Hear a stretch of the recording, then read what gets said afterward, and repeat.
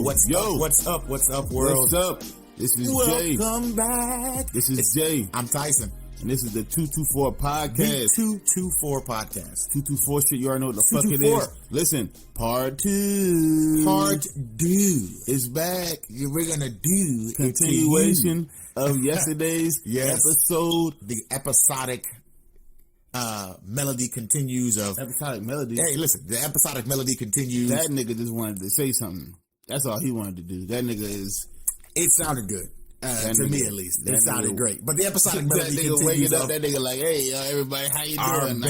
Our top 10 hip-hop list. I listened to Jay this morning, okay? He on some other... He on some other shit. I listened to that Jay nigga this morning. Said top melodic...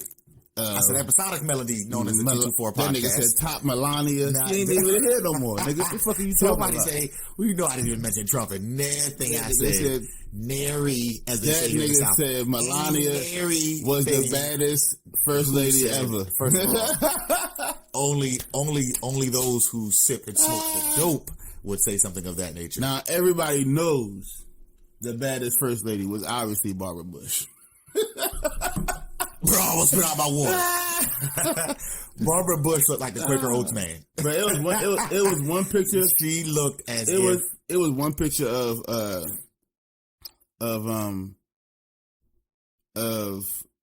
damn, what the fuck am I blanking on? It's early. It's early. See, he's blanking. Michelle Obama. What the fuck am I talking about? Yeah. Michelle Obama. Look, one picture it was like in front of a window in the White House. She had this black dress on. Yeah. And you really can see her her silhouette was the reason why they took the shot. You can see a part of her, features and shit. Yeah.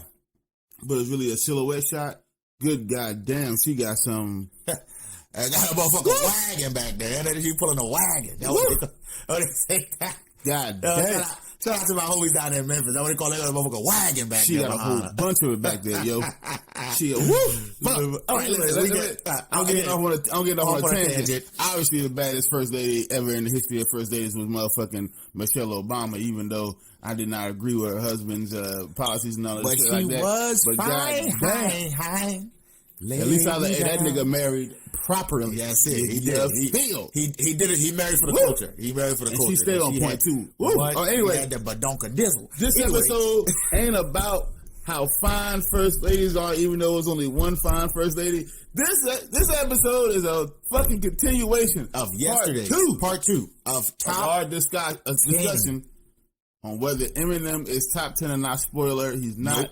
He's not even top 20 for me to keep it a straight buck with you. You know what I mean? For us, if you don't will. If you will. If you will.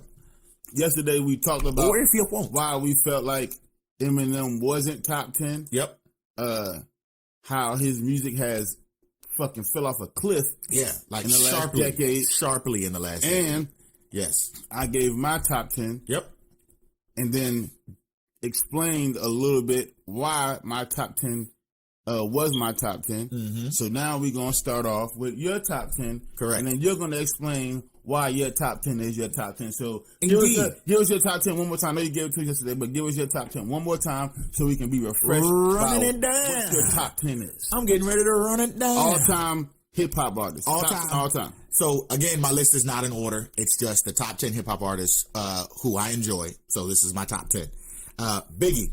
Tupac, Andre 3 Stacks, Jay-Z, Nas, Kendrick Lamar, Rakim, J. Cole, Little Kim, and Jadakiss. All right, so you go through them because, again, the Little Kim one is interesting.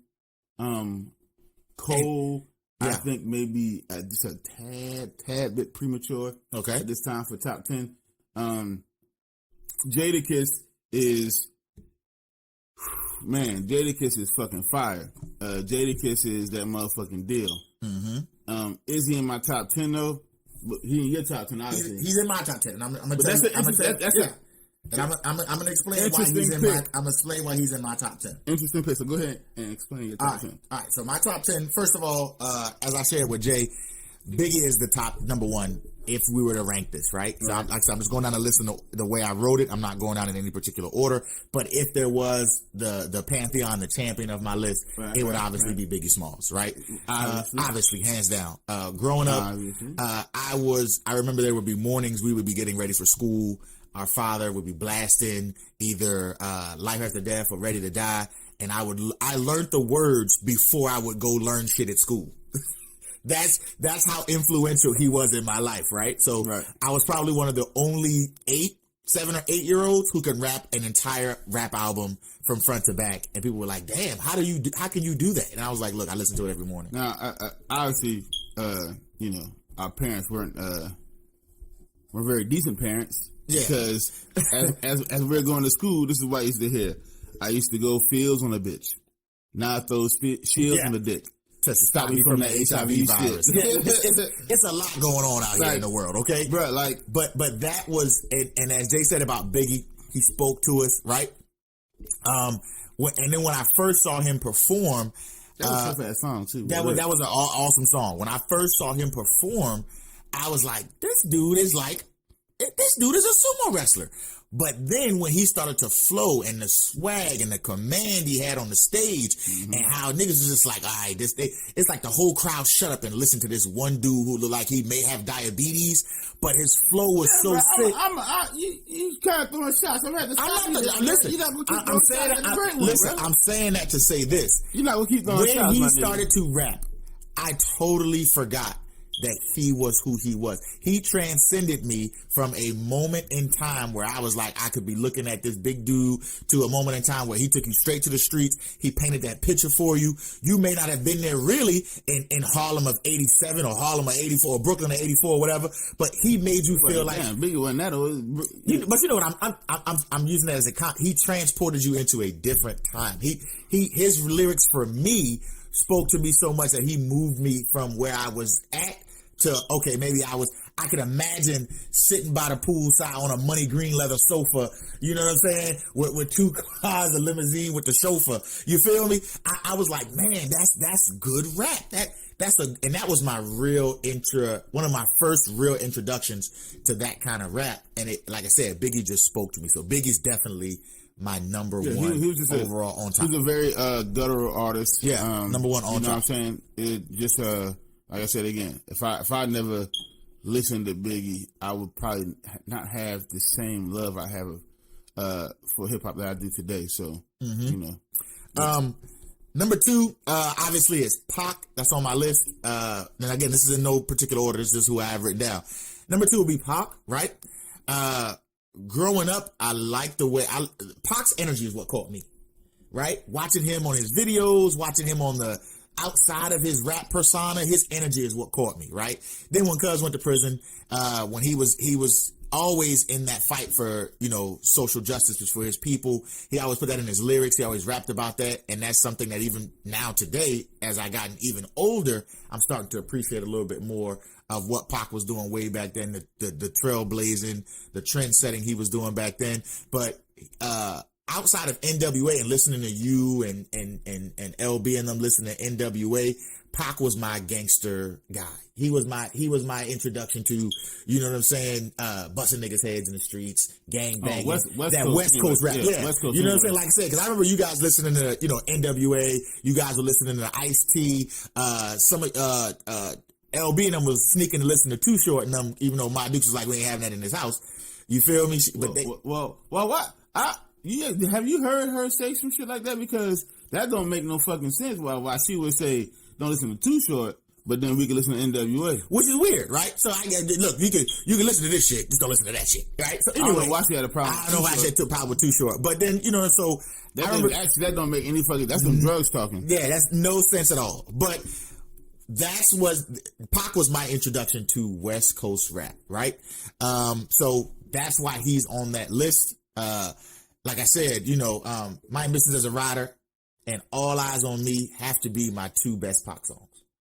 For me. That's just for me, right? When I hear Ambitious as a Rider, I want to go fuck some shit up. I feel like I can go destroy the world. You feel me? Like that. That's why it's on every it's on every workout track I have. It's on every workout playlist I play for some of my clients. That because that song right there gets me to that level. I'm like, yeah, I can do whatever. You know what I'm saying? Like when I'm listening to that song. So I think my favorite Pac album, because both of those songs that you're saying are from the All Eyes on Me. Yeah, those both of them. You know, his double album. The first album he put out when he was on Death Row. But for me, I think my favorite Pac album is Me Against the World. That's my favorite Pac album. Now, Me Against the World is fucking dope. Dope tracks, right? But I cannot turn down that All Eyes on Me. I mean that's no. We talking about two legendary albums. I'm not going to sit here in front with you. That is the motive. But mine is Me Against the World. That's my favorite Pac album. You know what I'm saying? Dear Mama, Shed So Many Tears, Me Against the World. Yeah. I mean, it's a whole bunch of tracks on that joint. You know what I would say? Around the corner, like you know what I would say that album reminded me of? That would be Pac's. Right? Because Pac had the ability to be dual-sided at any moment. You know what I'm saying? He could be that street gutter dude, or he could be that heavily conscious kind of rapper. You know what I'm saying? Mm-hmm. I think that Me Against the World is that amalgamation of them both. It's both of them put together, and that's what made it a masterpiece, because it had those songs that tugged at your heartstrings, but then it had those songs like, this nigga from the streets. Yeah. You feel me? Like, he from the streets. Like, you know, but then it was like, oh, okay, but this song right here, the world needs to hear, because he talking about some real shit, some shit that people are dealing with every single day. Pac was because everyone has a duality to him, right? Mm-hmm. You know what I'm saying? No one person is just one thing all the time. If somebody was like gangster all the time, you could tell that's a fucking act. You know what I mean? You tell that nigga putting on an act. If a female was this way all the time, she doing that because everybody has highs and lows. You know what I'm saying? Yeah. She acting, she doing that out of protection or some shit like that. Like everybody has a duality to them. You know what I'm saying? There's a light and a dark. You know what I'm saying? And Pac was the embodiment of that duality. You know what I'm saying? Where he would say he would want to fuck some shit up on some, you know what I'm saying? Some revolutionary shit. No. On some, you know what I'm saying? On some street shit, and then I'll turn around and say, you know what I'm saying? Let's save the neighborhood. This is, you know what I'm saying? So true. And some people call that hypocrisy, but I don't think it's a hypocrisy. I think it's a duality. Yeah. Of who he was, and he was expressing like, hey, listen, I can have an intellectual conversation, but I also can fuck you up. I reserve the right to fuck you up. And that's how everybody is. And so a lot of people show one side more than the other, but everybody has both sides. And again, if you run into a person and all they show you is that one side, then they're acting, and then that's not really who they are. Mm-hmm. So go ahead, my nigga, continue. So great. So that was it. The next one on my list would be Andre 3000, right? So 3 Stacks, right? We were born in the North. I was raised in the South, right? Right. So I spent a majority of my developmental years here in the South, right? And then when I didn't have much of a memory of Outkast before we moved to Savannah, but then when we moved to Savannah, man, Outkast became part of the culture, right? I remember my first introduction to Outkast was like 5th grade or so, and somebody was playing this music, and then I was like, who is this rapping? This sounds funny. It sounds strange. And then he showed me this album cover, and I was flipping. This is back when CD books had actual CD books in them. And I was flipping through, and I was like, so he rapping right now? It was this skinny nigga with afro and some overalls and some Tim boots. And I was like, this is some country, and no t-shirt, no shirt on. I said, this is some country shit I've ever seen in my life. But when I started listening to it, and the way he was putting the words together, I was like, okay, that's cool. The beat was kind of like a long drawn, you feel me, real Southern, ethereal kind of beat. And I was like, and it was Outkast. It was my introduction to Outkast and Andre 3000, and it was Aquemini. Yeah, I mean, a lot of niggas in Savannah was bumping Outkast because one half of Outkast is from Fraser Holmes, you know. Correct, from West Savannah. And that track is on that album. It's on the Aquemini album. Yeah, the Aquemini album. West Savannah. West Savannah. So I'm like, okay, bet. I was like, okay, this is kind of cool. And then it just so happens to coincide with my introduction to Outkast, their meteoric rise to fame. It was kind of like picking up traction as I was just getting introduced to them. So I felt like I was on the ground floor of Outkast. I was like, oh, okay, I knew who these cats were before they hit the TV. And then when I saw them on TV, I was just like, oh, okay, they made it. I remember listening to their not so popular, well, it's culturally popular, but it's almost like a cult classic. I would say Aquemini is a cult classic. I would honestly say. No, Aquemini is not a cult classic. Aquemini is a critically acclaimed motherfucking, it's not. A cult classic would be like, what's a cult classic album? A cult classic album would probably be somebody like a Flies, like a Count Flies, like Drug, Sex, and Violence. You know what I'm saying? Would you say that? Would you say that'd be? But let me reset. Let me set the record straight right now for all the listeners out there in the 224 community and just in the hip hop community period, who would probably go ape shit over that comment that Tyson just said. What? That's my opinion. But go ahead. Right, but it's not fact though. Okay, you see what I'm saying? Okay, because it went. I think it went like double platinum. So it's a financial success. Okay, it got 5 mics in the source. You know, when the source meant something. So when the source meant something, but just critically overall, it's like. That's what I'm saying. It's literally all everybody reveres it as like it's a staple of hip hop. Okay, so there's no cult about it. That's what I'm trying to say to you. Remove the cult moniker. Aquemini is the album. Aquemini is the album that introduced me into Outkast and Andre 3000. Then, as his career progressed, as he became, as he blew up, as he blossomed, right, as he became more lyrical than half the rappers I was listening to in the earlier 2000s, he would crush them on tracks, right?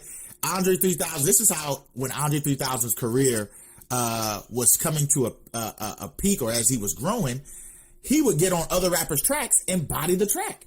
And people would be like, I don't want to listen to your part, skip to Andre 3000's part. Like that's how you knew Andre 3000 lyrically was becoming a great in the hip hop community. He was doing really, really good work, and then he had the ability to make that crossover, right? That crossover, and it was Outkast with the Hey Ya tracks and the later 2000s track. And then to put it in context, my entire high school career, my entire high school life, those 4 years, I don't remember nothing that Outkast put out that wasn't a smash hit, a mass success. Right. And it was because of the rapping of Andre 3000, the eclecticness, the musical atonement of the music and the songs, and then Big Boy's contributions as well. That's why Andre 3000 made my list. That was absolutely a must. I had to put Andre on the list. All right. And again, just to be very clear, reiterate, the nigga was using the word wrong, okay? I'm talking on my Obama shit now, okay? All right, yeah. So abridge the word cult, right? So abridge the word cult classic. This nigga said the classic album Aquemini is what they were on. Okay, the Aquemini album was a cult classic. When in fact, the Aquemini album is actually. Obama don't sleep that damn slow. You got financial. Yo, Obama got Alzheimer's. You don't sleep that damn slow. Financial success, and you got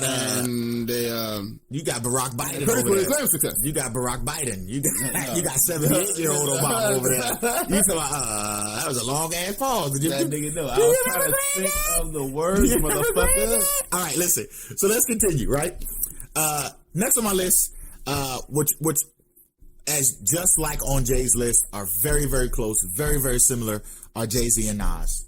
And again, it's literally the perfect, I would say, perfect. It's perfect with 2 Ks. It's literally not 3 Ks. A 3K. No. 2 Ks only. Okay. It's the perfect mashup. And match between Jay-Z and Nas, because they're so closely fitted against one another and so closely pitted. I would give, like Jay said yesterday, I would give Nas the slight edge because his lyrics are better. Not only that, The truth be told, I was one of the cats to get swooped up in the hype when he dropped that Ether track. I was all about the Jay-Z and Nas beef. I was like, oh, who gonna come out with this? Who come out with that? And like Jay said yesterday, Nas gets that slight edge because when you do a diss track in hip hop now and you destroy your competition or you edge them or best them in that rap beef or in that cipher, they say you got ethered. So that is it. The Nas diss track to Jay-Z not only changed hip hop, it changed the hip hop lingo, which changed the hip hop landscape. So now that is a cultural impact from this one rapper, this one artist. That's why I would give Nas the edge on that one. I would definitely give Nas the edge between Jay-Z. And don't get me wrong, Jay is a dope rapper. Jay is continuously putting out dope music. Jay is continuously working for the culture, even though some of the things are questionable what he does for the culture. But anyway, Jay-Z is still a dope artist. Reasonable Doubt, Fade to Black. I think Fade to Black is also part of my workout mix because I just constantly got to play some of those Jay-Z tracks. I even listen to people. Some people think it's like crazy when I play the Numb and the Encore remix that he has. Yeah, I don't fuck with that. I do though. You feel me? That's crazy. And it's the same song that I've heard, but it's just the mashup. It's two different artists that I like. I like Jay-Z. And then on my rocker side, back in the G, when I was younger, I used to fuck heavily with Linkin Park. So it's kind of like they just came together. I was like, you know what? This is cool. It don't get me as amped or as hyped as it used to. And again, if you really break it down and listen to it, it's just a cover over another song. But I still have that on some of my playlists. Not me. Don't fuck with it. Not me, son. Not me, son. I can't fuck with it. It's not me, son. To me, it was lazy. It was just a money grab. I don't fuck with that. And again, I like Linkin Park too. But I just that's just not one of my. Listen, man. For me, you know what I mean. I definitely fuck with 444. 444. I thought it's not the pinnacle of Jay-Z's lyricism. No. But it's it's the evolution of what he is. He's more of a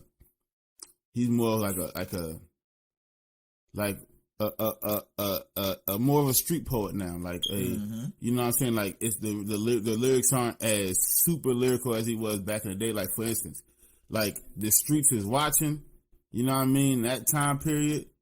Hard Knock Life Volume 1, Hard Knock Life Volume 2, Volume 3, Rock with Familia. That's my type of Jay-Z. Blueprint, that era, that's my type of Jay-Z. Yeah. You know what I mean? Yeah. But I mean, he just continues to make dope music. The nigga always saying some cool shit. Even right now, where the lyrics and his delivery isn't exactly the same as it was back then, it's still dope. I said Nas was just it's a smidge ahead of him. Yeah. But I mean, if niggas was like Jay-Z is better than Nas, I have absolutely zero problem with that. I won't even argue it. I'd be like, okay, I ain't got no problem with it because to me they're like Alpha and Omega with each other. You know what I'm saying? So close. It's really you can't. If you put Nas over Jay-Z, okay. If you put Jay-Z over Nas, okay. It's like that's how it is to me. Because goddamn, man, Reasonable Doubt, fucking Streets is Watching. I remember when the Streets is Watching shit dropped out. That shit was so. It was so fucking gutted. It was so dope to see niggas like doing it by themselves, like not. It was really one of the first times you saw niggas like doing it by themselves without no major label help at all.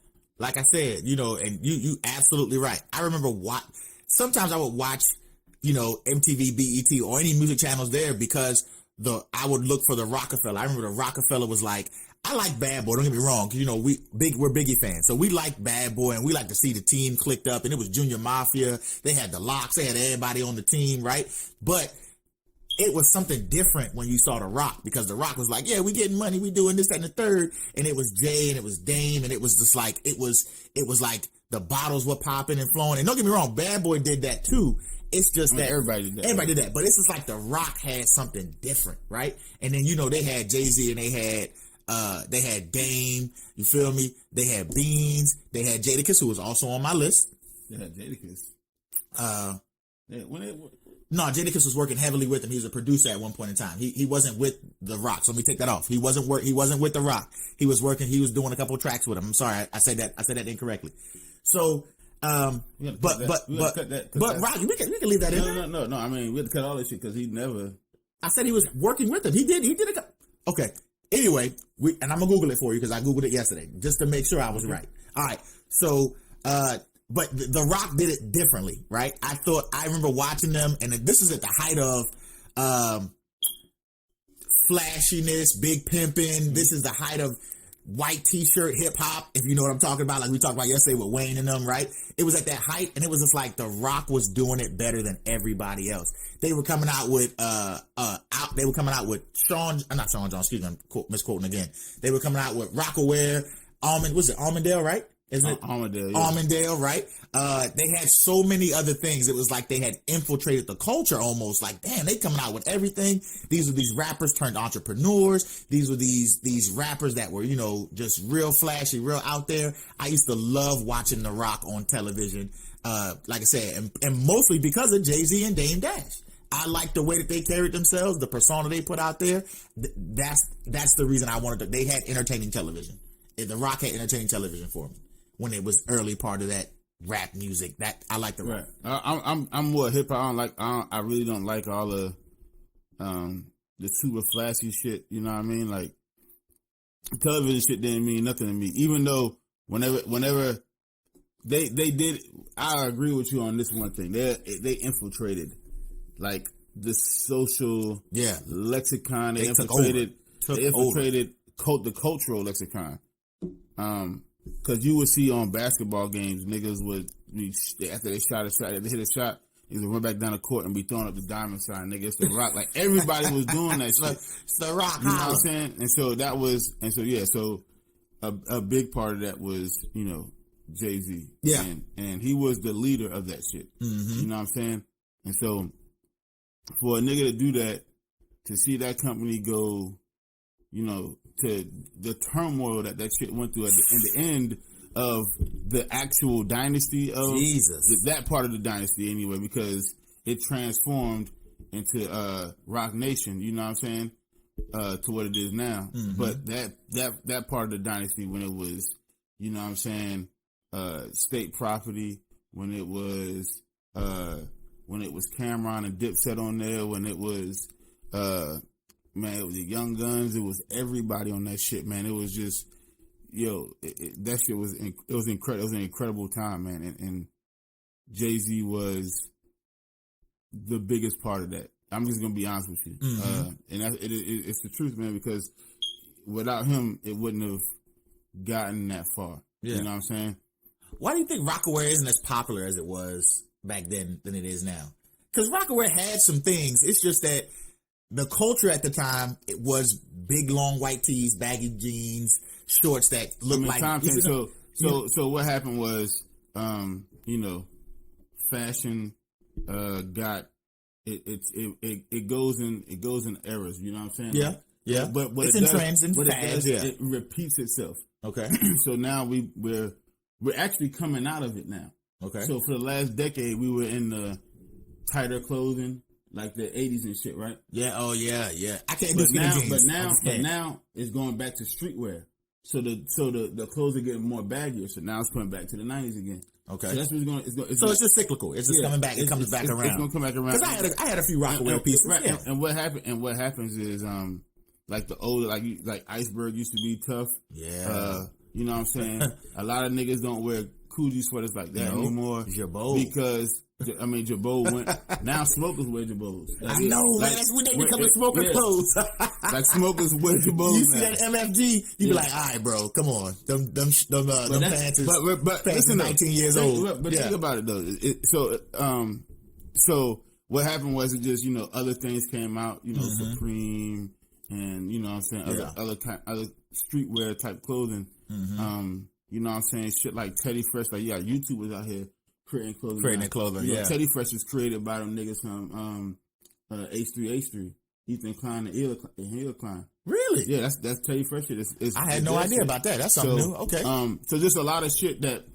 Some of their stuff is cool, but their colors is weird. But they use a lot of pastels. Yeah, but their colors is weird. I fuck with Teddy Fresh. Yeah, I got a couple of Teddy Fresh shit in my closet. But it just the younger kids don't fuck with Rockaway. So yeah, that's true. So the trends go other ways. That's why Yeah, it's the fad. It's fad. It's cyclical. But anyway, but keep going. Let me finish my list, and then we'll come back to that. Well, let me finish my list. All right. So on my list again is Kendrick Lamar. What else I need to say about K-Dot? Over the past decade, man. Over the past decade or so, man, his music has been consistently superior, consistently amazing. My very first introduction to Kendrick Lamar, though, was I bumped Mad City hard when that first dropped in 2012, and the reason I know that is because that's when I was commuting every day to work, and that was the only thing I had in the car, and I didn't care that I had a whole CD book of other stuff. That was the only thing I would bump. But my very first introduction was him in 2010. Shout out to Boz for putting me on Dat Piff, by the way. I was listening to him. His one of his mixtapes is called Overly Dated, and I was listening. Overly Dedicated. Dedicated. I'm sorry, I keep saying I'm misspeaking this morning. Overly Dedicated, but that was my first introduction to Kendrick Lamar, and I was like, who is this dude who sound like he on helium? And me and my ace, we listening to it. He's like, man, he rapping though, he's spitting. And if you know my ace is the quintessential Southern guy. He only listens to like Southern style hip hop and all. But anyway, that was my first introduction. I went home, I did some research, listened to some of his songs. They were cool. I kind of fell off the wagon until Mad City, and then because I'd already had the introduction to him 2 years prior, Mad City came out. It was a smash hit. I played that album from track 1 to all the way to the end, no skips. Never skipped that album. And I right hand to God, I swear to God, I can listen to every single song on that album without a skip. Ever. Niggas sleep on Section 80 so hard. Yeah, without a skip. Section 80. Ever. Section 80 is, man. Niggas think he only got like 3 classic albums. Yeah, they think because they start at Good Kid, Mad City. So Good Kid, Mad City, The Pimp a Butterfly, and then Damn. Yep. But Section 80 is a cult classic. Okay. Because it doesn't have the commercial success. But I promise you, Section 80 in my opinion is better than Damn. Section 80 go hard as fuck, dog. Okay. I'm telling you, niggas be sleep on Section 80. Kendrick Lamar on Section 80 is fucking dope. You can see the growth from Section 80 to Damn. Yeah. You can see the growth from Section 80 to Good Kid, Mad City. So you know what? I've never fully listened to Section 80. That's my morning ride. Yesterday, side note, my ride into work, Black Thought. Listen. Listen. Bro. That album? That's a good one.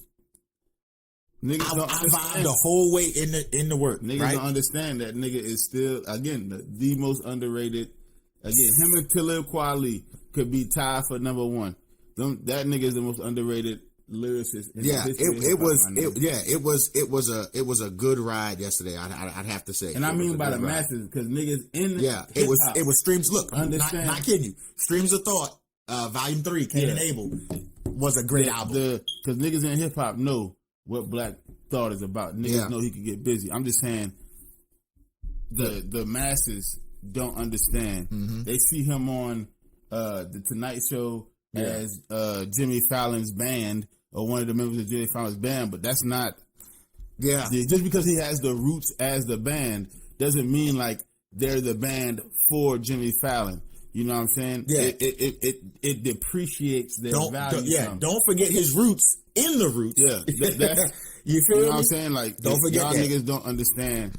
Black Thought is a fucking genius when it comes to these lyrics, my nigga. Yeah. That was a good vibe. Keep going, bro. That was a good vibe. Oh, okay. All right. So the next on my list, outside of Kendrick, right? Kendrick gets all his praise. The next on my list, shared the same thing with Jay, was Rakim. If you don't put Rakim on this list, like Jared said, he was the base of lyrical rap. When I say he used to slice that look, the bass, when you hit the bass line of that song, you be like, now I'm ready to rap, right? he was hit lyrically at that point in time. I'm gonna use a word they use on the internet. Unfuckable with. He was unfuckable with. It's not a word. It's not a word. I'm creating it right now. Unfuckable with. When he started, again, every major rapper, your rapper's favorite rapper, gives him praise for opening their eyes to how you can change rap. And obviously, I was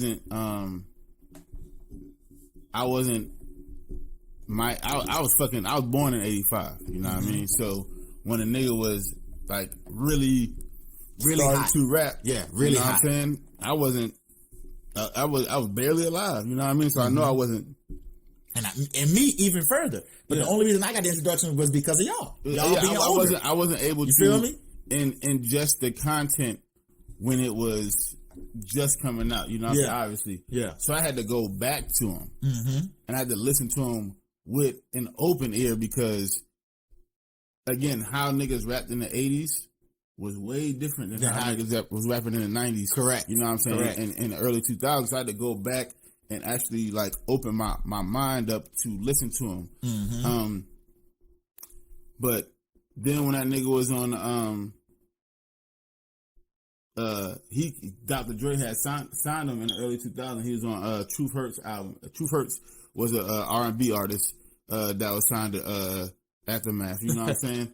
And I remember Truth Hurts. And he was also on Jay-Z, I think was it The Watcher that he was on the Blueprint 2. Yeah. Or that may have just been him and Dr. Dre, but I swear he was on the album. Yeah. But anyway, he was, still spitting. I was like, this nigga is incredible, bro. Yeah. So yeah, Rakim is just, listen, if you make a top 10 list and Rakim not on it, there's a gap in hip hop intellectually that you have missed. You know what I'm saying? That there's some information that you don't have. Yeah. You know what I mean? So it is what it is, my nigga. There you go. So that's Rakim. And then rounding out the top, right? My final three. J. Cole. Jay says J. Cole may be a little bit premature on the top list, but I don't think so. And here's the reason why. Right? I got Kendrick, I got Jay-Z, I got Nas, right? We got rappers out now who are putting out real good music, right? Who are still impactful in the hip hop community. But Jay, I gotta be honest with you. My first introduction to J. Cole was Sideline Story, right? There's one track called In the Morning, right? That caught my eye. I was like, man, that's he rapping about smashing this broad, but then he turned around and said, "How can I know I wasn't tripping? Rakim is on a motherfucking Watcher album. What am I talking about? Oh, okay. Go ahead, my nigga. No, you're right. So J. Cole is, I would have to say honestly, J. Cole is the one artist today that gives me the same feeling that Biggie gave me. Is that I want to go listen to every track he on. I want to go listen to every feature he on. They say, oh man, Cole on that new album with such. Let me go listen to that. Because I want to go listen to Cole. Because I know he gonna eat that shit up, right?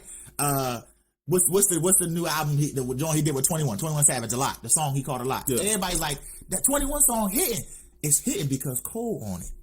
Y'all got to listen to what Cole ate that track, right? So the way he raps, right? The J. Cole's delivery is right. It's like it's a gut punch. I'm straightforward. I'm straight to the point there. But like he said, he also is like, the empowerment, the uplifting.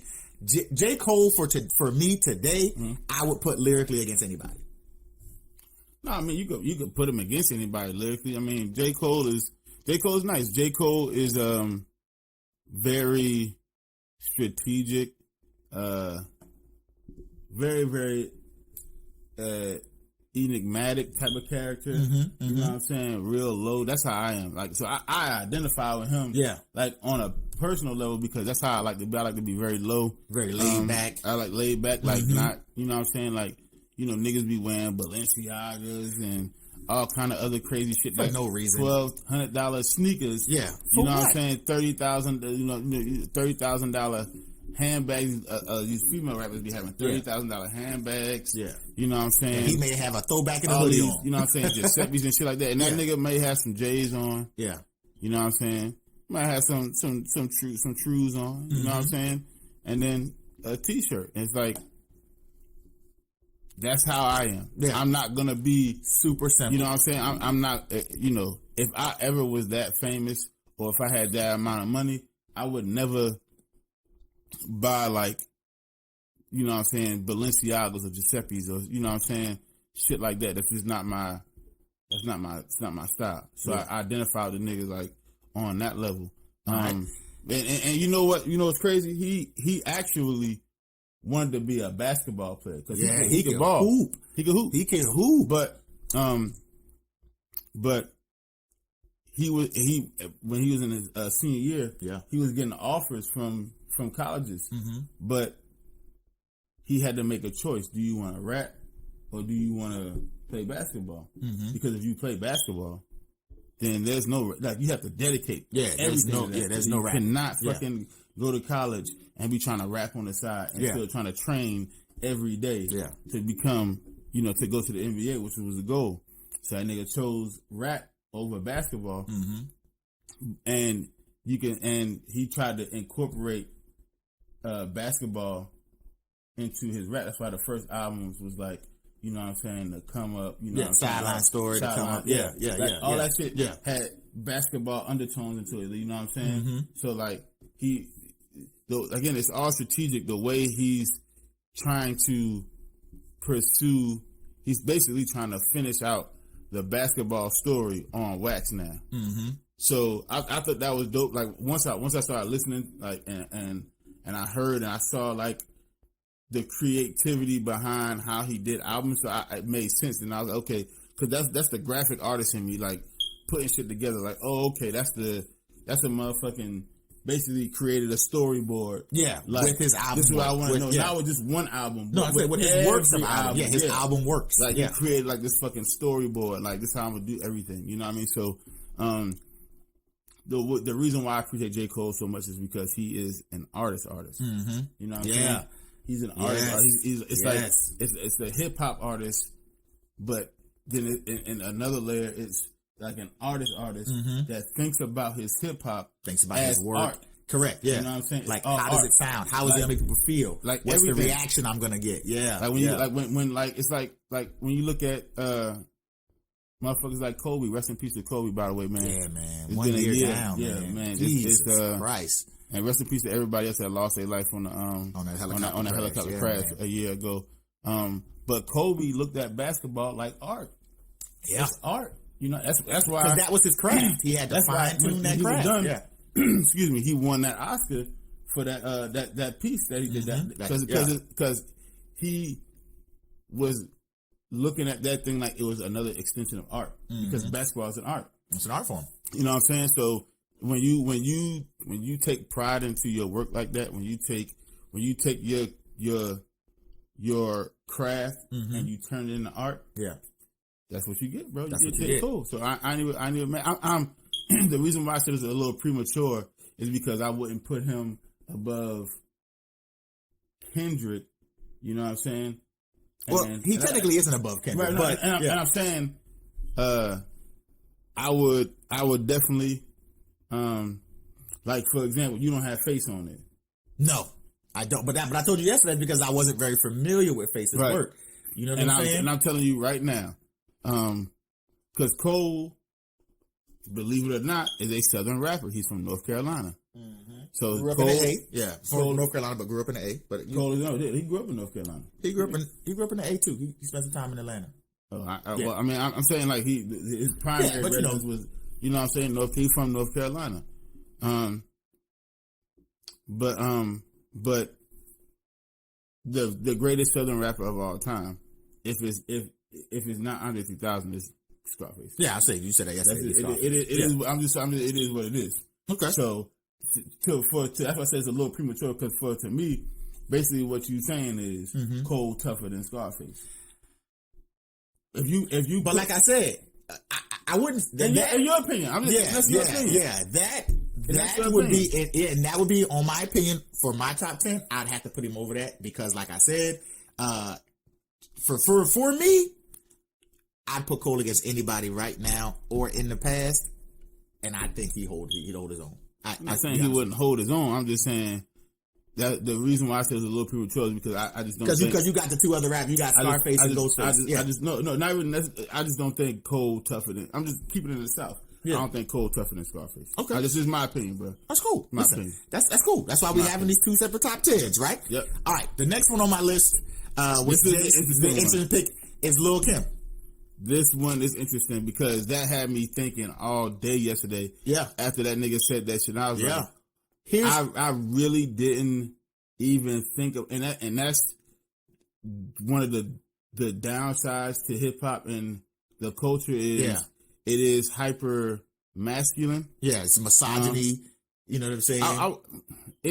No, we're not gonna sit here and lie. There's misogyny that plays. Thank you. It has to be. But I'll say it. But when you create these lists, it is hyper masculine. Correct. I wasn't going into it with a misogynistic thought process. Yeah. You know what I'm saying? I'm not trying to keep the ladies out. But it is like hyper masculine. Because it's hyper man dominated. Yeah, right? You see what I'm saying? Like hip hop is like, you know what I'm saying? When it from its roots, where it started, to the battle rapping, to the cats on the corner. You know what I'm saying? It wasn't an environment for women, so that's why women stand out in hip hop so well. Is because, especially if they're successful, it's because it's male dominated. You see what I'm saying? So, but go ahead. But yeah, when you said Lil' Kim, that threw me. I was like, damn, like he put Lil' Kim up there. Think about this shit. Ghostface not on there. Mm-hmm. Scarface not on there.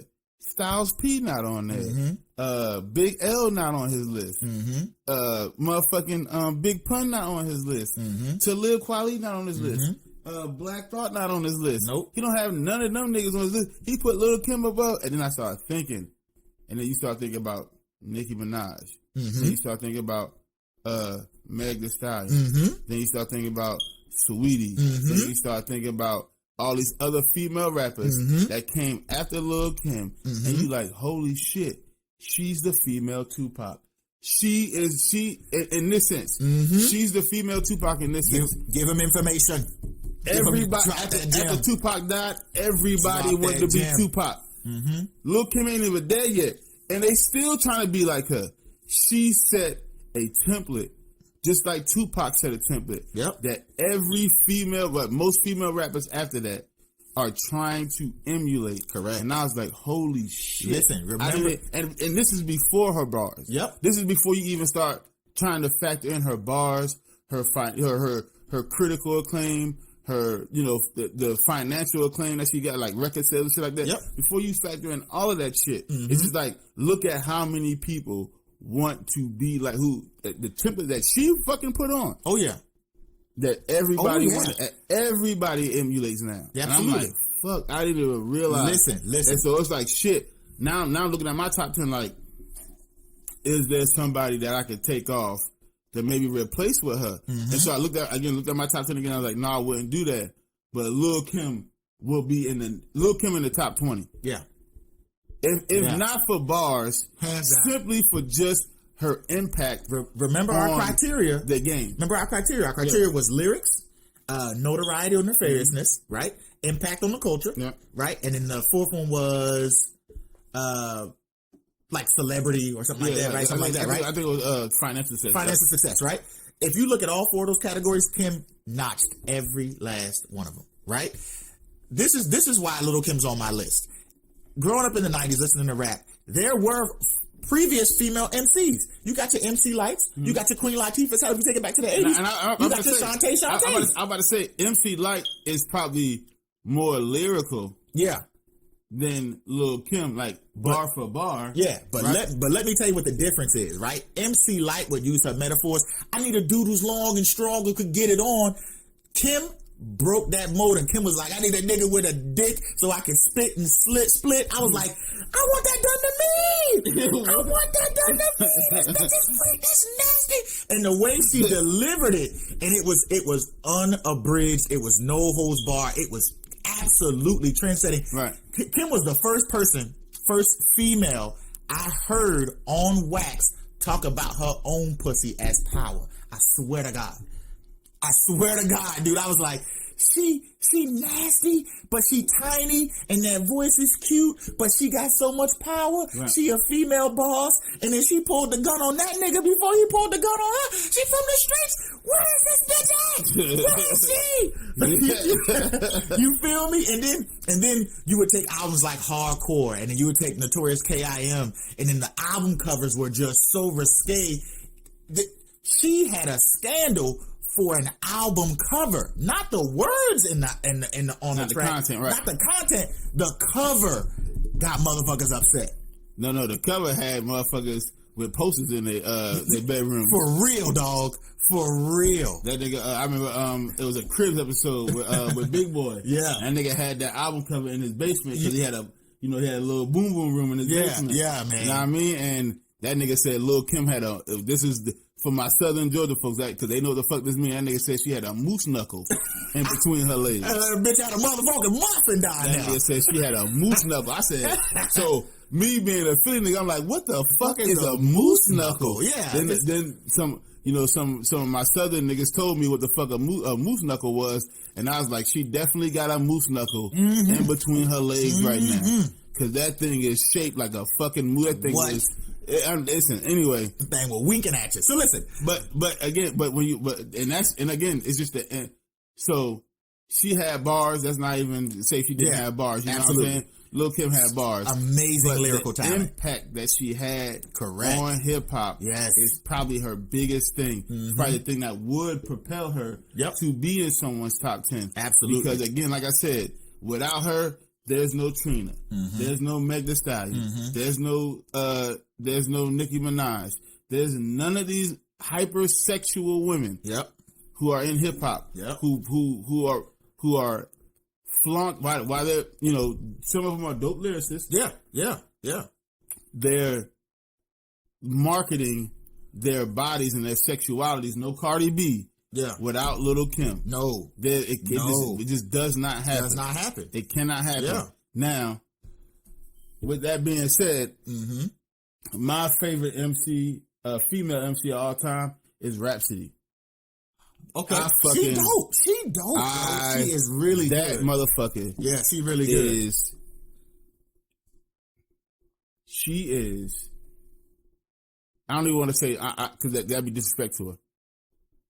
I was gonna say she's a female Kendrick Lamar, but that's just, I don't want to tag her to a man. That's the whole problem. Yeah, that's the whole problem. Yeah. So we just gonna keep Rhapsody on our own.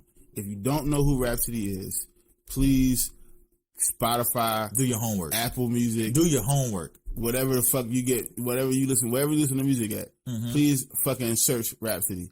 She is when she spit, bro. It's like listening to a beautiful soul, my nigga. Just talk to you. It's so motherfucking beautiful, bro. Yeah, it's listen to her rap. Power and pain behind her raps. You feel me? What's that one song? It's God damn it, I'm drawing a blank. I've been talking all morning. Don't do it. Don't just bro. If you don't know who Rhapsody is, bro, I don't even want to give. It's my favorite Rhapsody song, and I can't remember it now. Bro, she is, man, she is such a powerful MC, bro. Like if I was to put a female in the top 10, it probably would be between MC Lyte, Lil' Kim, and Rhapsody. You know what I'm saying? And Rhapsody is probably somewhere in that echelon of Black Thought, Talib Kweli of most underrated MCs of all time. Rhapsody is such a fucking dope MC, bro. You just don't understand. And the only reason why she does not have the notoriety, the acclaim that she should have from is the Crown because hashtag she goals. has hashtag a goals. fucking vagina. I thought it was called Making It, but it's called hashtag goals. That's the only from the Crown album. I thought it because the song is the hook of the song is. Anyway, go listen to Crown. Hashtag goals. We're getting on a tangent. I don't want to get on a tangent on Rhapsody. Yes, but it almost made me want to do a fucking episode, just an episode simply on Rhapsody alone. Well, female rappers. Yeah, that's a good one. But future episode. A big part of the episode would be just Rhapsody, and I would Man, you know what? I'm a share a bunch of her songs today. I fucking there you go. We're gonna have some Rhapsody appreciation posts today. I fucking definitely her music, bro. And then finally, rounding out my list is Jadakiss. Jada. Right? I got beef with the feds in the D. That shit is, so check this out, right? The reason I'm Jadakiss is in my top 10 is for a couple of reasons, right? Number one, you introduced me to Jadakiss and the Kiss of Death album, right? But before, that's what I introduced you to. Listen, I'm gonna tell you. But before that, right, it was the Kiss the Game Goodbye. I remember you listening to Kiss the Game Goodbye, but here's even why I fell in love with Jadakiss, right? When did DeMar come down and see us when we were in Savannah, Georgia? That was like 2003. Like 2003, yeah. Right. So at the time, we have a cousin who's no longer with us. But at the time, he was an aspiring, budding rapper, right? He wanted to rap. I don't want to rap. I'm not a rapper. I'm not gonna spit no bars to you, nothing like that, right? But he had something. He had a little whatever it was. And he came down here, and I remember the first thing he did was take out the Kiss the Game Goodbye album, put it in the CD player, pull out his lyric book, and rap over Jadakiss's songs with his own lyrics. And it sounded, to me at the time, years ago, it sounded really, really good. So I was like, man, this sounds really good. And I was familiar with Jay-Z. I was familiar with Jadakiss and the Lox from my love of Lil' Kim and Biggie. I was familiar with his work already, how he sounded, who the cat was. But then as I'm listening to DeMar rap over his album, I'm like, let me listen to who this cat is. You know what I'm saying? Let me listen to what and this is, again, early 2003. Let me listen to what he's really spitting. Some of the shit he says is just so well put together. You'd be like, damn, ain't nobody saying that. You know what I'm saying? And it was like he was battle rapping on the mic, but not putting anybody down, not shooting shots. You feel me? Not degrading anybody, but he was using a battle rap style on his album that I thought was really, really intriguing. I was like, damn, he coming kind of hard with it. Yeah, that's why I'm like, I have no idea when I put you on Jadakiss, but I promise you it had to be way before that. First of all, let me get some shit clear. I was on Jadakiss a long time ago when the Lox were called the Warlocks. Before they were called the Lox. Correct. Because before they were signed to, before they was Rough Riders, they were on Bad Boy Records. Shout out to Styles P and Sheesh as well. Sheik Luch. When I say Sheesh? Yeah, I don't know Sheesh. what the fuck. Man, my verbiage has been off this morning. I don't know. I think you're off. Just period. All right. You sound real unfamiliar right now. You know what you sound like this whole time? You've been sounding like a narc. Like one of them niggas. Really? You sound like the feds, bro. Like one of them niggas who like, hey, I know enough to maybe have the conversation. But then niggas start listening to the nuances and shit and be like, is this nigga the cops? No, I'm not. I am not the feds. That's why I've been giving you the side eye. I know I'm not the feds. I've been giving you the side eye a little bit. Like this nigga might be the police. Like Go ahead. Police. So, Big man, come on, man. You know what I'm saying? Big had them niggas. You know what I'm saying, on the Life After Death album. You know what I'm saying? I mean, it just, that wasn't my first time listening to the Lox, but that was when I was like on Life After Death. You know what I'm saying? On that last day track, that's when I was like, I'm gonna listen to everything these niggas talking about. Yeah. Because they were spitting on that shit. You know what I'm saying? Yeah. So Jadakiss made my list simply because of his lyricism, and at the time it was the lyricism and where I was in life, the influence he was having. But that wasn't in yet. Okay, go ahead.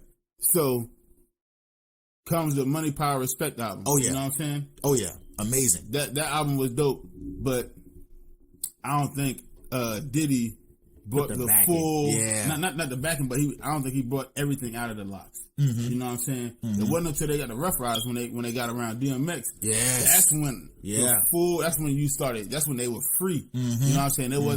They wasn't contractually free because there was some shit that was going on with behind the scenes. It was locked up, and Diddy was taking money from them niggas for a while. But lyrically, creatively, that's when they were free. That's when you heard everything come out. Yeah. And so when you say Jadakiss didn't take shots at niggas and shit like that, I'm like, I don't know where the fuck you were early 2000s, but it was one of the biggest things in hip hop. It was D Block versus state property. That shit was huge. Okay. So all the shit that you think that you may have glanced over for Jadakiss that didn't sound like a shot was most definitely a shot at them niggas from Philly. them niggas from Philly. It was definitely a shot at them niggas. Okay. And in fact, it was a shit that was subliminal. He was calling niggas out on the albums. Listen, bro, that's why I was like, I don't know what the fuck you may have. Maybe you talking more of Jadakiss commercially. Yeah, and I said, again, if you're talking about 2000, you're talking about the mainstream Jadakiss. Yeah, and at the time, 2003, too. You know what I'm saying? I was a younger man. I may not have been diving so headfirst, so deeply into that. Remember, you're a few years older than I am, bro. So I wasn't interested in the beats. It was what he was rapping on the albums. You know what I'm saying? I'm saying everything. I'm saying lyrics. We're not talking about beats. I'm talking about the entire culture. I'm talking about the entire story behind an album. I go when I say hip hop, bro, I'm not just talking about listening to the music. I'm talking about why he made the song or she made the song. I'm talking about what's the story behind the song, who produced the song, what's their story, what's the, you know what I'm saying? What's the history? How long did it take to make the album? It wasn't that deep for me when it came to but I understand it wasn't that deep when it came to Jadakiss though. It wasn't that deep for me. I need to know all of it. Okay, yeah, and that's your process. That's what you're going. Yeah. So that's what I'm saying, bro. So I'm not mad. Excuse me. I'm not mad that you got Jadakiss on your top 10 because Kiss is dope. Me personally, Styles is the best one out of the three.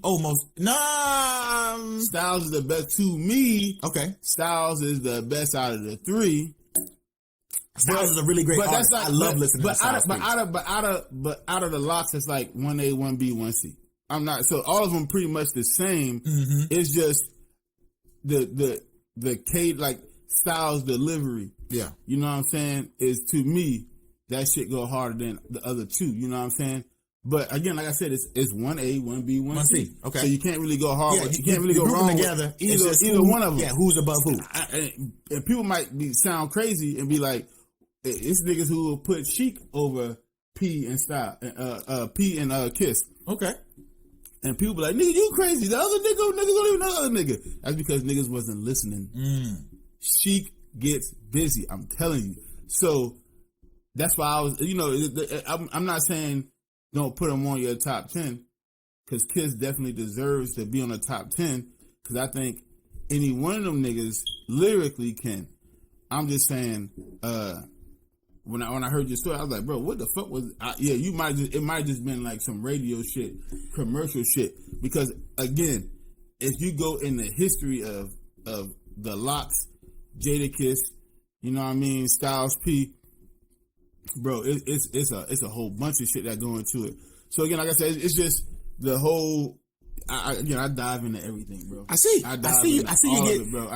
you get real deep in it. Okay? It's not just you get real deep into it. So basically, like you're when you got your top 10, it's like I want to say the novice fan, but it's like more of a it's you're tied more to the mainstream type shit. Like, no. Everybody on my list affected me personally. No. Right? I'm saying the thought process is like, you don't know, like with the Jadakiss thing, you don't know like every shit, like you don't know like the stories behind shit. Obviously, like you don't know like the like we made this song because da da da. Like you didn't know about the state property beef that they had. Yeah, but I see where you're going with this, but in defense of that, the state property beef, like I said, at that time, I think I wasn't really paying attention that's to what I'm saying. But it would almost be impossible for me to know every motivation of everybody on my list. That's what I'm saying, bro. Like, I don't know every single motivation of everybody on my list, but as I realize now, like when I talk to people about hip hop and shit, that I do know a lot more than the average motherfucker. And it's like, definitely. Oh, okay, so it make me look like one of them niggas. Like, oh, this one of them. Oh, you must be a hip hop historian type nigga, don't you? But that's just your process. Like that, and that's what that's what the music does. And for I don't want to look like that. Actually, I just want to be able to teach niggas that. Okay, that's just your process. You know what I'm saying? This is how this is. Actually, to not to try to shit on you, nothing, but to make to give you the correct information. This is how it actually is. You know what I'm saying? This is what actually, and then I give niggas information. So I want to be more like a source of information, like an encyclopedia to this shit. A hip hop Sherpa. Yeah, a hip hop historian, if you will. Hip hop anonymous. Yeah, that's what I want to be. So, but yeah, I don't. Again, I'm a little iffy on Cole being up there right now. Okay. Only because I think there's two. You have one Southern rapper on there that deserves to be on there, but I think there's two Southern rappers that deserves to be on there. And if Cole's on there and Scarface isn't, you know what I'm saying? I would replace Cole with Scarface. Okay. All right. Well, Little Kim is a fucking whole conversation. That is a very interesting. And again, like I said, and it surprised me too. And the positive, like it really started making me think. Like, damn.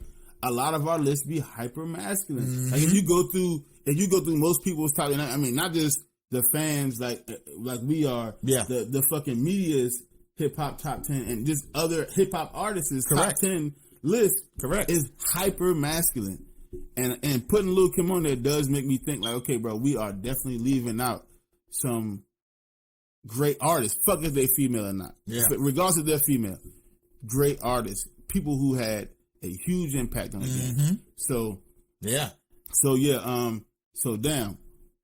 we went through your whole top 10. This shit took an hour. I know. That is my Little top Kim 10 thing. The Little Kim thing, bro. That's what I said. We have to do an episode of just female rappers. Yeah, and what their impact means. We could go through all the eras. We go through the early eras where you know what I'm saying MC Light.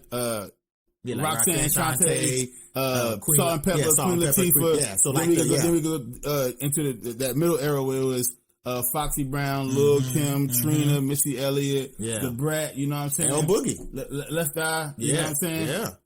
You know what I'm saying? We go through that shit. Lauryn Hill. Then we go to the next era where it was the Nicki Minaj.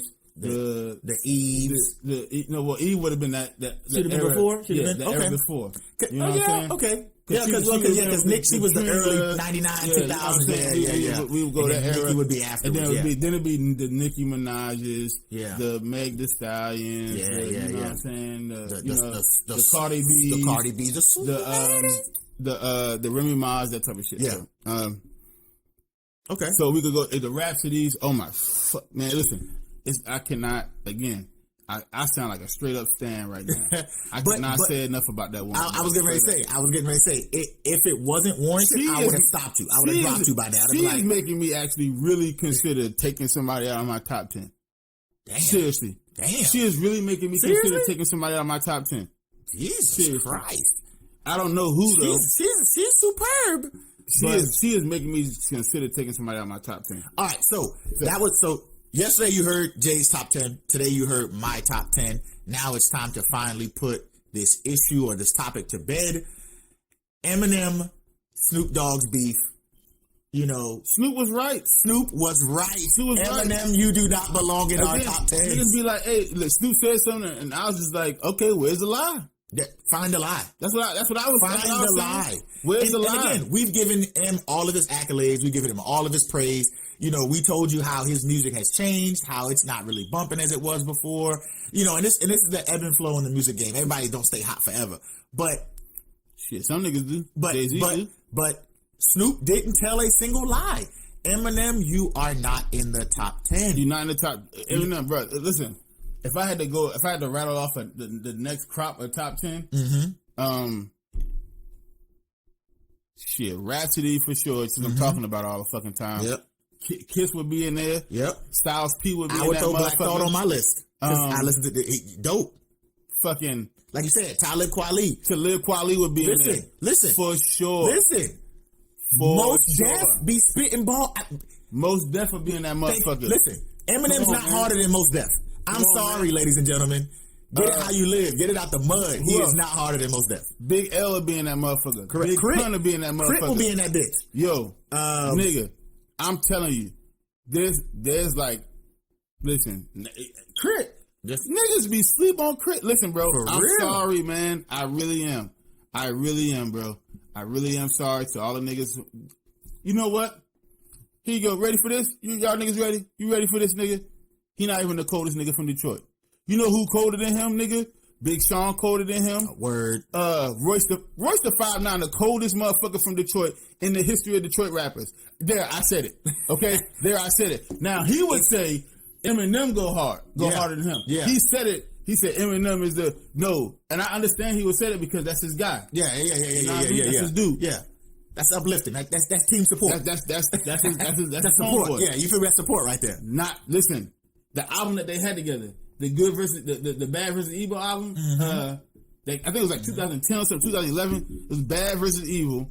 You know what I'm saying? Eminem and Royce the 5'9" had a collaborated album. Did a collab, and they did a joint album.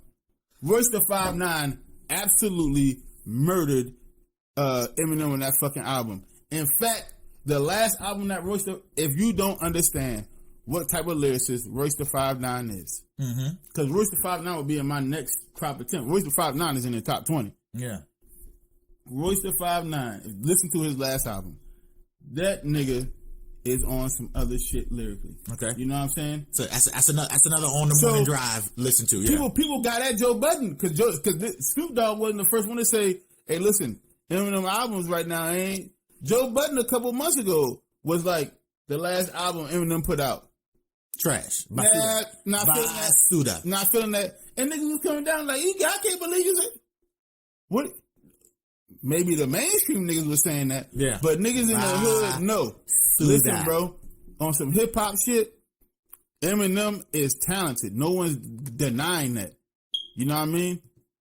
And he can spit. Yes. But he just, to me, my nigga, he's not doing it as he once was. At bare minimum, it's at least 20 niggas who'll be over him on my all-time list. It's at least 20 niggas. Yeah. At least 20 niggas who over him. Come on, be for real, bro. So, Snoop Dogg wasn't saying any lies, bro. No. And again, Eminem has a right to get into his feelings about that, be emotional about what happened because he feel like he should be in the top. He feel like he should be in the top 10, given impact, notoriety, financial success, and then the critical acclaim, and then his actual lyrical prowess. But if you dig deeper into the lyrical content of his shit, it's the bigger albums. You know what I'm saying? This looks like a good job for me, so everybody just follow me. Like, what the fuck does that? What are you saying in that album? What are you saying in that record? Nothing. You're not saying nothing. Chris Kirkpatrick, bring it back out there. Chris Kirkpatrick, you didn't get what's the little biscuit biscuits? I said, what the fuck? What did you call it? What did you say yesterday? He was a chainsaw rapper. What did you say? Nah, that shit was 2002. Yeah, like, that's how the nigga sound now. Like, he sound like a Peter Pan. I thought about a Peter Pan. My nigga saying, like, what the fuck? It's so fucking. It's so fucking. It's like, it's borderline annoying, bro. Yeah. It really is, bro. It's borderline annoying. It's like, bro, I know you're not going that hard talking about Limp Bizkit and NSYNC. Yeah. Like, who gives a fuck, bro? It's supposed to be a hit. Like, come on, man. Like Jay said, man. Like the combinations, the lyrical prowess is fine, but the content lacks any content sometimes. My bum was on your lips. My bum was on your lips. And if I'm lucky, you might just give it a little kiss. And that's the message that we deliver to little kids in the spectrum, not to know what a woman's clitoris is. What? Come on, bro. Like, I get the wordplay with that shit, and you know what I'm saying. It sounds good, but then when you actually like chop the content up, is like, that bar was doo-doo. Yeah. That bar was trash. Yeah. My bum is on your lips. My bum is on your lips. And if I'm lucky, you might just give it a little kiss. And I don't give a fuck about what these words are is. Like the bar was trash, bro. Yeah. It sounded good because of the production of the song. I was gonna say, the context of the song was supposed how to be pushed out. Yes. You know what I mean? But no, that so bar, it's supposed to be whimsical, but a lot of his back in the day, a lot of the songs that they were pushing out, was meant to be like that because, and credit to Dr. Dre and putting this shit together. I was getting ready to say he understood. They understood. We can't just have this nigga come. Like the lead single can't just be some hardcore shit. You want to know why? Because they wouldn't believe him. That's right. They would, because they would not believe That's him. Right. So the shit had to be whimsical, so it could get you, you listening. Correct. To get you to listen to the rest of the album. Again, the real Slim Shady is the first single off of the Marshall Mathers LP. Yeah. A fucking dark album. An album so dark. The tour of the Marshall Mathers LP was the stage had like this rickety ass abandoned style house, and a nigga would come out in a Jason mask and a chainsaw. That's how dark the album was. But the fucking lead single off the album was whimsical. I'm Slim Shady. I'm talking the real Shady. All you other Slim Shadys are just imitating. That was the lead song off that album. Off this super dark, super gritty, super emotional album. That was the lead song. They had to do that shit. They had, otherwise you wouldn't fucking believe it. If I Am the Way I Am was the first song off, it was the lead song off that album, you'd be like, this nigga is emotional listening to this shit. Yeah. Emotional white boy. Yeah. There's an emotional white boy rapper now. Listen to this shit, but you had to have those songs to get the mainstream crowd to, okay, now I want to listen to the rest of this shit. And then again, like we said yesterday, the teen angst angle. All teenagers were going through some type of shit like that, or in some way, shape, or form, where they felt like that. Yeah. So it was relatable. That was the biggest. They could relate. That's the money pot, right? Yep. Like with all movies, if you think about movies, if you want to make the most money, what rating do you go for? PG-13. You get, because that's the money audience, because the parents. If you got like a very strict parent, hold your hand parent. Don't go in there. Right. They'll go with you. They'll spend their money with you. Or if you got parents who are more like, hey, let them live their life. They teenagers, you know what I'm saying? Before 9/11, before all the other shit happened, before life got the way it is now, our parents used to just say, go outside, come back in the house when the street lights come on. It'd be 8 o'clock in the morning. Get the fuck out of my house. Yeah. You know, and that was just it. So parents would give you money and you go to movies. You go to the arcade, you know what I mean? You go where you need to go. To the mall. There are places that used to exist called malls. If you look like you're 13, you never got to be 13. You could be 11. Yeah. You could be, you know what I'm saying? Parental guidance suggested. Yeah, you could be 11 not with a full required.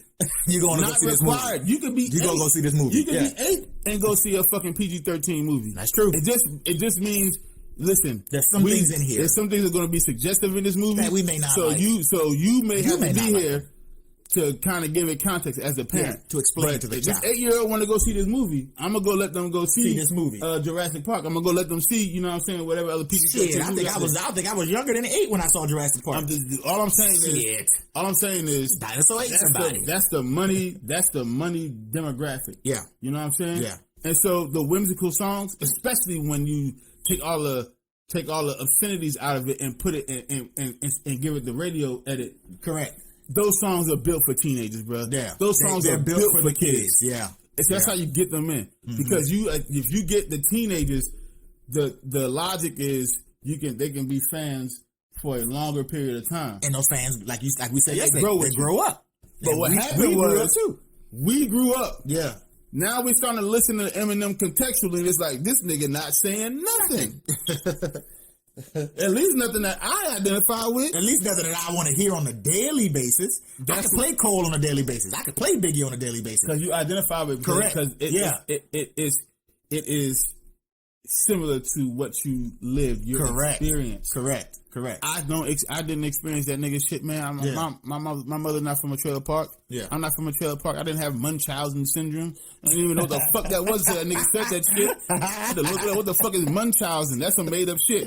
So some made up shit about some made up shit. Some made up shit. I mean, it's just, bro, like, that's what I'm saying, bro. Listen, is the nigga talented? Yes. Yes. Did he have an impact on hip hop? Yes. Does he have critical acclaim and financial success? Yes. C. Is this nigga top 10? Absolutely not. Hell no. Absolutely not. As they say in the South, oh hell no. He ain't top 10. Absolutely not. He ain't top. So here on the 224 podcast, we've officially settled it. It's over. Eminem, you are not top 10. You are not top 10, dog. Neither you didn't make Jay or my list as well. But as we said earlier, might not be top 20, my nigga. Not top 20. To wrap it all up, as we said earlier, we're gonna do more and more shows on music, more and more shows on hip hop music, how it influenced us. We want to hear how you relate to our list and how you guys or what kind of music you guys listen to. Jay said he's gonna do a Rhapsody appreciation post today, so please take a look out on that. Again, you can follow us, the 224 podcast, on all streaming platforms, all social media. That's Facebook, Instagram, Twitter, TikTok, Twitch. Am I missing one? YouTube. Yeah, listen. You know all the social media, all the same, bro. At the 224 podcast. That's at THE224 POD 224. You can't keep the 224 in there because I'm saying the actual handle. That's my thing, though. That's the 224. Right, but you can't because now it's at the 224 POD 224. CA 224. No, I hope shut the fuck up for a second. Thank you. Let me say the handle. All right, then you can fucking that fucking little twitch that you got. It's at THE 224 PODCAST. That's every handle on every social media platform. It's also. Can I do it now? Yes. Get your little weird tick out. I do it every show. I can't. 224. You nigga got motherfucking Tourette's, nigga. I can't help it. It's catchy. But yeah, this is, one of the things that we definitely love to talk about, bro. Like, it is what it is. Again, also streaming platforms. Before I go into this last little tangent, streaming platforms, bro. Everything is 224 podcast.